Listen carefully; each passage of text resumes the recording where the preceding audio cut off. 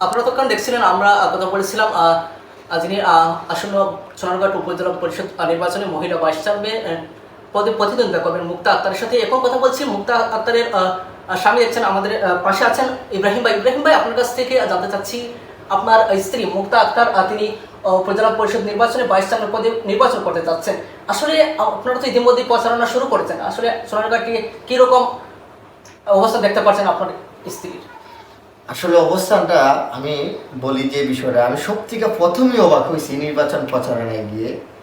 আমি যখন মুক্তাকে নিয়ে আমি এই যে উঠান বৈঠকগুলাতে গেছি, অনেকে আমার এই প্রশ্ন করছে কেন নির্বাচন। আমি অবাক হয়ে গেলাম। আমি বললাম যে উপজেলা নির্বাচন, তুমি বলতেছে উপজেলা নির্বাচন, মুক্তা কি উপজেলা চেয়ারম্যান নির্বাচন করবে? আমি বলছি না, সে মহিলা ভাইস চেয়ারম্যান হিসেবে নির্বাচন করবে। তখন বলতেছে এটা কি নতুন আছে নাকি, এটা কি সুমন ভাই আনছে না? আমি তো অবাক হয়েছি, আরে সুমন ভাই আনতে হয়, এটা তো সরকারি বাবু। তারপর না, আমরা তো কোনো চেয়ারম্যান দেখছি না আজ পর্যন্ত, আমরা চেয়ারম্যান কাটা। তো আমি মনে করতেছি যে আমরা আসলে যে সময়টার মাঝে আমরা একটা সুযোগ পাইছি, এই সুমন ভাই এমপি হওয়ার পরে যে সুযোগটা পাইছি, অবশ্যই যদি সঠিকভাবে একটা নির্বাচন হয় এবং ইনশাল্লাহ 100বার সেটা সঠিকভাবে নির্বাচন হবে, আর আমরা অবশ্যই বিজয় হবো এই নির্বাচনে। কারণ আমাদের বিপক্ষে বা যারা নির্বাচনে আসতেছে, আমাদের এই আসনের যে 10টা ইউনিয়নের যে 90টা ওয়ার্ড, এখানে বেশি অংশ মানুষ যারা নির্বাচনে দাঁড়াবে বা আগে যারা আছে, মানে 100-র মাঝে 90% মানুষ আপনি লিখতে রাখেন চিনই না রাখাটা। আচ্ছা, আমরা জানি আপনাদের একটি ফুটবল একাডেমি রয়েছে, EMTV নামে ফুটবল একাডেমি রয়েছে। আসলে আপনার স্ত্রী যদি মহিলা ভাইস চেয়ারম্যান নির্বাচিত হন, তাহলে ফুটবল নিয়ে কিরকম ভূমিকা পালন করবে সোনারঘাটে? এখানের মাঝে এই কথাটা, আপনার এই প্রশ্নের উত্তর দেওয়ার আগে আমি একটা কষ্টের জিনিস শেয়ার করলাম। মানে আমার লাইফে একটা দুঃখের জিনিস, আমি যখন আমার এই যে একাডেমিটা খুলছি, আমার একটা ফুটবল একাডেমি, মানে আমার যে 10টা ইউনিয়ন উপজেলার একজন সরকারি কর্মকর্তা বা একজন প্রতিনিধি আমার একটা বল দিছে না। ব্যারিস্টার সুমন ভাই এমপি হওয়ার আগে উনি যখন শুনছেন যে ইব্রাহিম এবং মুক্তা নামে কোনো ব্যক্তি ফুটবল একাডেমি খুলছে, উনি ওনার লোক দিয়ে 5টা বল আমার একাডেমি বানাইছে, কিন্তু একজন প্রতিনিধি আমার একটা বল দিছে না। তখন আমি ভাবলাম যে কি রে, আমি কি ভুল করলাম যে একটা লোক এসে আমার দেখলো না, এবং আমার নিজের ওয়ার্ডের লোকটা আমার এসে দেখলো না। তা আমি কি কোনো ভুল করতেছি কিনা। কিন্তু পরে দেখা যাইতেছে কি জানেন, যখন আমার একাডেমিটা আস্তে আস্তে বয়স হয়েছে এবং আমি বড় বড় উপজেলায় খেলছি ফুটবল, আমি গিয়ে দেখি আমি যে একাডেমি খুলছি পুরো সিলেট বিভাগের ভিতরে এরকম একাডেমি খোলার সাহসী করতে পারছি। তো আমি একটা বিশ্বাস রাখি, যদি আমার ওয়াইফ মানে এই নির্বাচন আল্লাহ তার সম্মানটা দেয় বা সেই সম্মাননাটা পায়, ফুটবলের মাঝে আমি এমন এক ভূমিকা রাখবো, 100 বছর লাগবে এই ভূমিকা এবং এই ইতিহাস বুঝতে।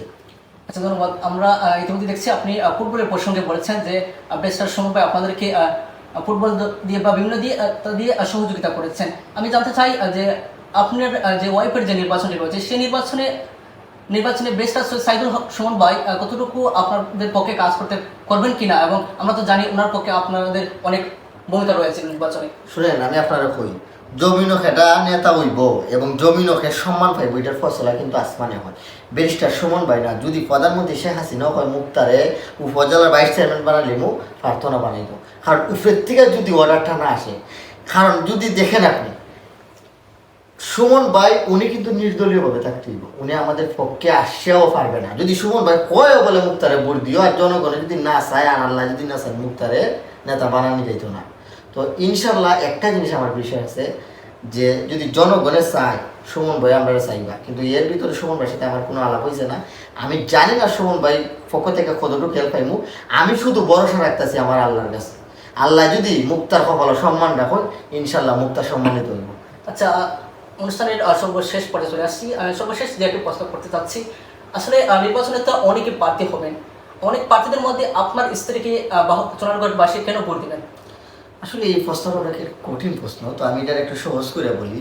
আপনারা অনেকেই বলতে পারেন যে মুক্তাফা, তোমার তো বয়স কম বা হঠাৎ আইসো, তোমরা সোশ্যাল মিডিয়ার মাধ্যমে আলোচনায় আসছো, কিন্তু নির্বাচনে যাচ্ছ, তোমরা আমরা খিদা দেখে ভোট দিতাম। আমরা একটা জিনিস দেখে আপনারা ভোট দিন, সোনারঘাট উপজেলার মহিলা বর্তমান ভাইস চেয়ারম্যানের নামটা আপনারা লিখবেন। দেখুন কতজনে লিখতে পারেন আপনার এই কমেন্ট বক্সে, এবং আপনারা একটু চেক করবেন যে উপজেলার মহিলা ভাইস চেয়ারম্যানের নামটা কতজনে লেখে, এইটা একটা যাচাই করবেন। আর দ্বিতীয় হতায় আপনারা মুক্তাকে নিয়ে আপনার এলাকায় জিজ্ঞেস করবেন যে মুক্তা পারে মানুষের চিনো কিনা। মুক্তা পারে যদি দেখেন যে মুক্তা পারে তাদের চেয়ে মুক্তা পারে একটু প্রফিট বেশি, এই জিনিসগুলো বিবেচনা করে যদি আপনারা মুক্তারে সম্মানিত করেন, শুনেন মহিলা ভাইস চেয়ারম্যান এইরকম কিন্তু অবদান পায় না বা এইরকম কোনো অনুদান পায় না। আমরা একটা জিনিস করতে পারবো, আমাদের যে পেজগুলো আছে বা আমাদের যে ইউটিউবগুলো আছে, এই ইউটিউবগুলোর মাধ্যমে সামাজিক যোগাযোগ মাধ্যমে আমার এলাকার যে অসহায় মানুষগুলো আছে, এমনও মানুষ আছে যে যখন তার ক্যান্সার হয়ে যায় জমি জামা বেচা চিকিৎসা করার পরেও সে আর চিকিৎসা করার টাকা হয় না, তখন কিন্তু সে বড় বড় নিউজ চ্যানেল বড় বড় কন্টেন্ট ক্রিয়েটারে দরে ভিডিও করিয়া মানুষের কাছ থেকে অর্থ আইনা দেওয়ার জন্য। আমি সত্যিকার বড় ভূমিকা রাখুন প্রতিনিধি ওয়ার্ড করে আমার ওয়াইফ যে আমার এলাকায় যেতগুলো অসহায় মানুষ থাকবো এবং তাহারও ভাবে যারা বিয়া দিতে পারে না তাদের পাশে আমি আমার চ্যানেলগুলো নিয়ে দাঁড়াই যাবো। আচ্ছা, ধন্যবাদ। দর্শক, এতক্ষণ দেখছিলেন আমরা কথা বলেছিলাম সোনারঘাট উপজেলা পরিষদ নির্বাচনী যিনি মহিলা ভাইস চেয়ারম্যান পদে প্রতিদ্বন্দ্বিতা করবেন মুক্তা আক্তার এবং মুক্তা আক্তারের স্বামীর সাথে কথা বলছিলাম। দর্শক, এতক্ষণ যারা আমাদের ভিডিও দেখছেন সবাইকে আবার ধন্যবাদ কৃতজ্ঞতা জানিয়ে